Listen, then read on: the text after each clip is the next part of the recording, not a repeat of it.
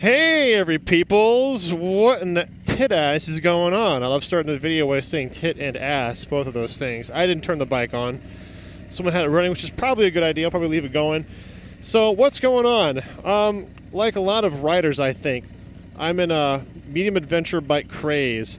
And I myself am trying to find the unicorn, which doesn't exist, but I'm going to get as good as I can. So, I've been riding and looking at medium adventure bikes.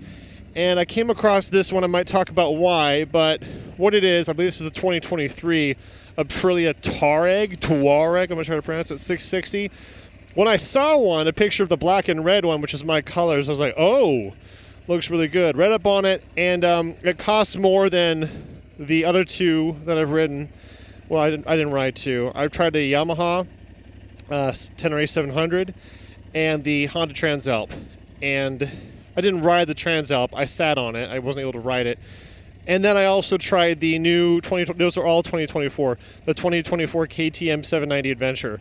All very similarly priced. This one's more expensive, quite a bit more, but it comes with things and options that the other ones just can't have, not the 790. For example, cruise control. This one can have a quick shifter, heated grips, all those little comforts. And well, I should probably call my local dealer and go over and take it for a test ride. So I was given a route to take, which is a big loop. Obviously not going to go off-road. I did just sit on one in the shop, or in the store, I should say, and I was like, I like that seat height very much. If you care, I'm 6'3", and I'm flat-footed, obviously. I want a tall bike, which is why I like the Tenere, maybe over the Transalp, but I am more of a road person than an off-road person. So anyway, this isn't like a detailed journalistic review. I'm a professional. Was that a fart sound with reverb? Couldn't have been. I'm a professional. But why talk about the bike? Ugh. When you can ride and talk about it. That's the high beam. All right, let's see where this clutch engage is at. That was closer to the start than I thought. Oh, plush boy. Brakes a little bit. Adequate. Looks like I'll be here for a little bit, so let's see how hard it is to get to neutral. Uh-oh, that's not easy. I have this is one test I've never seen anyone do when they review or look at motorcycles. How hard is it to find neutral when you're idle? So clutch is all the way in. I'm lifting up gently, and it just slips by to second. You can feel how hard it is. Let's try to get into first. Nope. If I roll a little bit, that was easier. Okay. Well, that's not very good. Probably better than my KTM, but not much better. This is me riding a bike because I'm curious about it, and I'm looking for specific things. The things I'm looking for aren't necessarily things that you should be looking for when you get a bike. I'm not going to tell you what bike to get, but perhaps you will find the things I'm looking at informative or at the very least entertaining. So, it is not super windy, but pretty windy, especially here in this little valley, and I'm feeling that on my left and my right. I'm going to let you listen to some silence, because I'm listening to things as well as feeling them. I have some impressions already, but I'll just save them for a minute. All right, give me a lug here.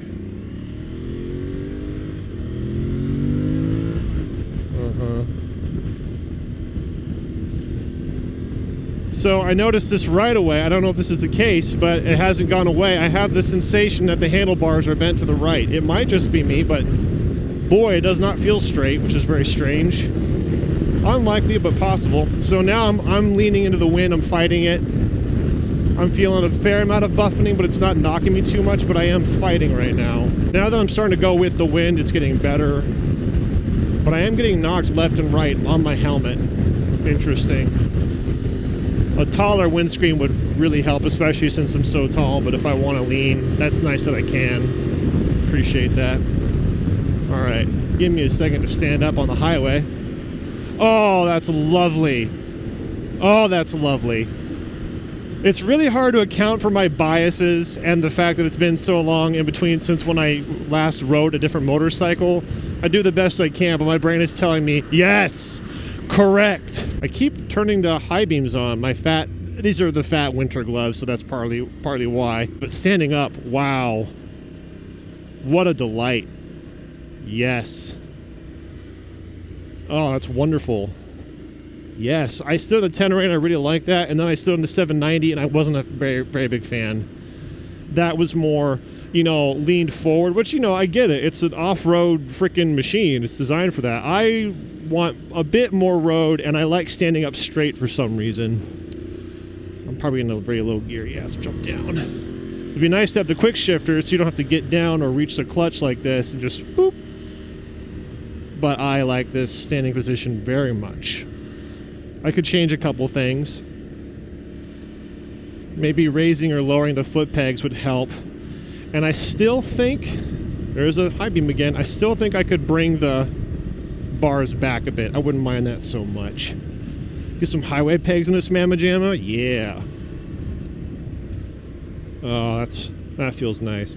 I kind of noticed it going into the turn, but I'm not going to drive it super hard because the tires, I assume, are new. And that's fun as heck. I really want to hop the curb. Oh! As I was riding here on my motorcycle, that was hard to get into neutral. I was thinking, I'm dying inside. I need to go hop a curb, but I can't do it on my super naked. Okay, so some things that I noticed. The throttle was mostly linear up until, I want to say 5,000. Then it kind of felt like it was falling off, which is possible that if that happened, it's because of the limitation for the break-in period, so that could be something that'd be amended. The thing I appreciate most while riding it is the thing that was bothering me with the Transalp and really bothered me with the 790. Let's get some speed on this. Oh, that took that much better than my bike does. Is the fact that the ergonomics are good for me mostly so far. I think I would change. I might bring the bar. I just like risers. I like bringing the bar back. I'd like to do that a little bit. Let's get some throttle too and try this again.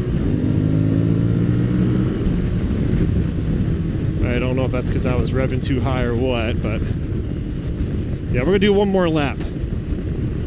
But once I get to 50, then the wind starts becoming a problem. Although right here on this road, it is a valley, so it's gonna be more windy. But this is the kind of thing I want to feel. I'm feeling the tire vibration when I get to speed, but I wasn't noticing the tire or the engine vibration at any other point. I'll try to pay more attention to that. I'm not here to do a review or talk about things you can watch more qualified people to talk about. This is just what I'm experiencing and what I'm paying attention to personally. Ergonomics is a big thing for me. The reason I'm looking at this bike is I wanted to feel the ergonomics, and I'm liking them very much. Yeah, it's limited.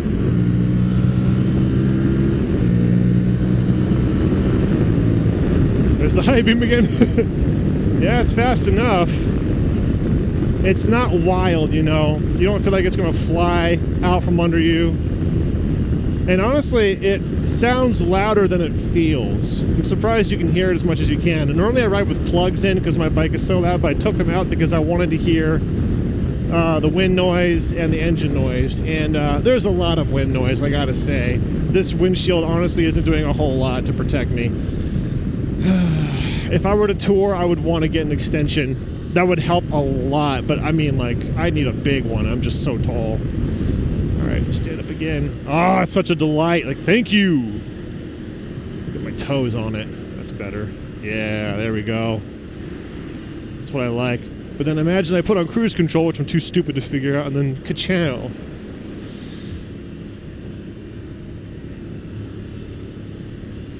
It's so weird. I don't know what it is, but usually if I got a new bike, I gotta get a new feel, you know? I gotta get used to it. This one I haven't really... I'd call that predictability or ease of use. There's usually like a little tiny learning curve for getting on a new bike, but this bike hasn't surprised me in a way like that, you know? I know you might say, this doesn't surprise me, that's boring. Well, I mean this as in predictability, like it does the things you expect it to do, which is what you want, and that's what I mean, so... Hasn't surprised me, which is a good thing. I really wish I could get off-road, which is the reason I'd want a medium adventure bike, so I can go around town and do all the things for all time and hop any curb or go explore any rut or anything whenever I want, so. Oh, a low-speed test. I want to lug it. That's the thing I gotta do. I'll do that here. I don't want to do it in the shop parking lot because then they're gonna think I'm done. Like, oh, you can't stop the bike. You like? All right. So let's see how low. Probably 10 is my guess for throttle. I don't want it to stall, but I want to feel it. Hopefully it's not in some kind of demo mode where you know, if you stall it, it's going to ruin the bike. But this is, I mean, maybe it can go slower, I'd say 7. I can start to feel the slightest lug. Ooh boy, is it going to stall? I don't want to find out. But the fact that I can go below 10 comfortably is good. This is the point of this is to see how slow it can go comfortably in gear without me using the clutch. And I'm going to say below 7. Maybe I'm wrong. Maybe it can go slower than 7. In fact, oh, it is pulling on its own. Interesting. Interesting. Okay. Fun times. That's interesting. I don't know bikes to do that. Is this normal? Because in my experience, you gotta keep enough throttle or it's gonna choke or stall. But this one isn't gonna. Yeah, that was 7. Okay. What I'm trying to do is remove the price tag in my mind and remove the features like cruise control and stuff. And I'm trying to say which one feels the best. There's that category, which is important, and then there's another less important category that's still important. Is which one do you like the look of the most?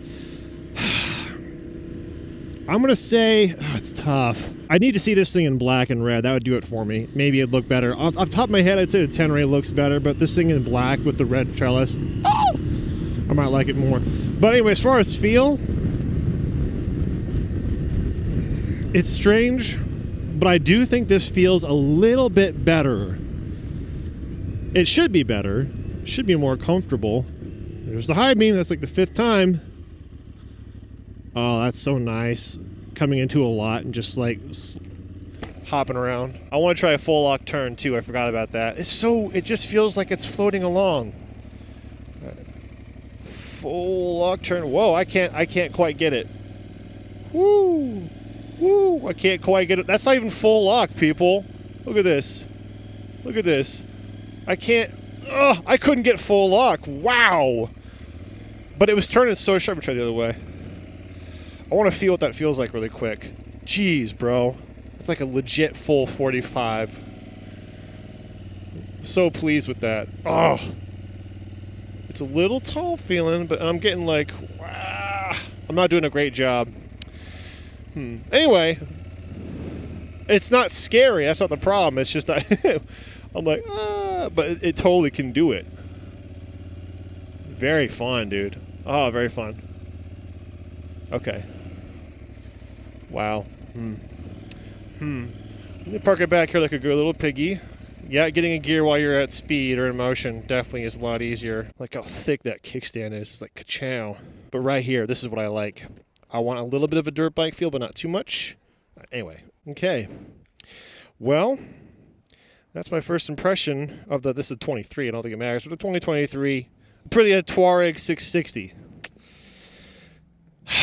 I will have to go home and contemplate this, but I'm a fan. I enjoyed it. Don't know why you wouldn't enjoy it. Well, thank you guys for watching. I appreciate you all. I hope you're all doing well and being good, and we'll see each other later. Bye.